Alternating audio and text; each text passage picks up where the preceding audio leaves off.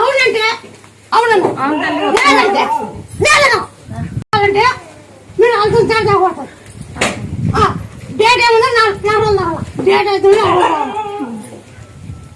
తాగినాక నువ్వు 11 పుట్టబాల వెళ్ళ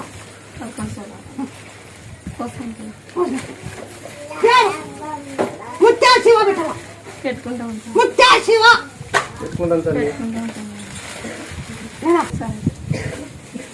ఇట్లా